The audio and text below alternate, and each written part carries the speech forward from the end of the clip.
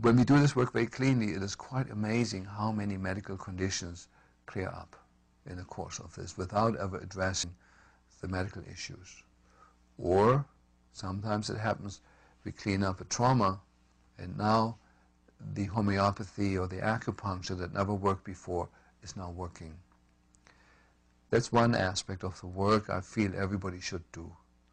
The second aspect is to look for unresolved conflict that is different from trauma.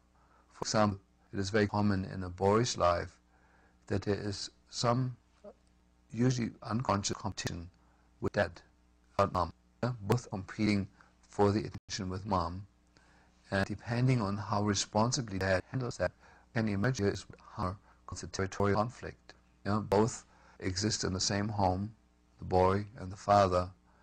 Both need mom's love and attention.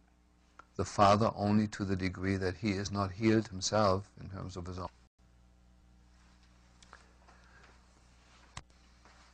If in this case the boy has to suppress his need for closeness to mom out of fear of being reprimanded by dad, this territorial conflict, as we call it, will typically lead in the boy later on in life, when he is 40, 50 or 60 years old, to prostate cancer. And so the second part of my work is recognizing patterns in families, usually originating in unsolvable conflict situations. And the pattern recognition and cracking those patterns is a great joy to do that in the office. With every pattern of unhealthy internal dysfunction that can resolve, there's usually a number of medical symptoms that simply fall away from the patient. So this is the second aspect of the work that I strongly recommend doing in the office. Now the third and last part that I feel is an absolute necessity is the systemic family work.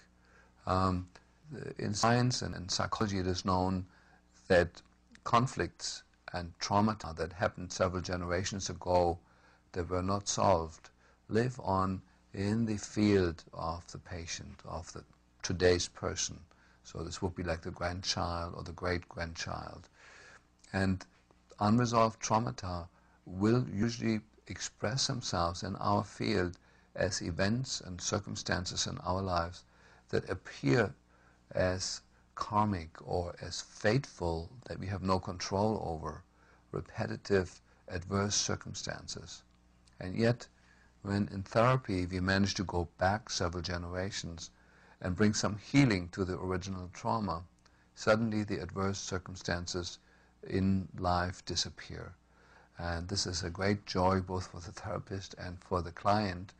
And the work that we use for this is the family constellation work. This has been created by Bert Hellinger, who's a German psychoanalyst, poet, and healer. It is very, very powerful and is still healing. A little bit about the tools that I recommend to use. So, number one, for the trauma therapy, I developed a technique generally referred to as therapy.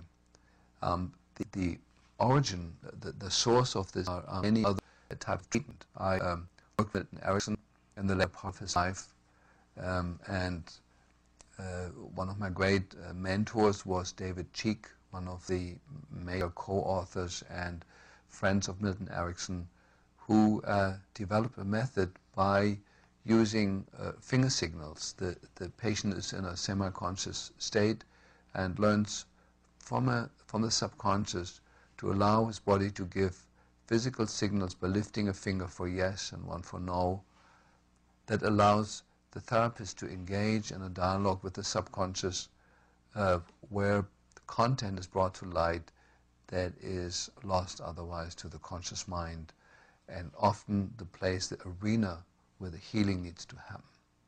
I translated that technique into a muscle testing kinesiology based technique that again had many influences. One of my major teachers in that work was Scott Walker, a chiropractor, but there was also John Diamond, a psychiatrist, and many of the teachers within chiropractic have been wonderful mentors for me in that field.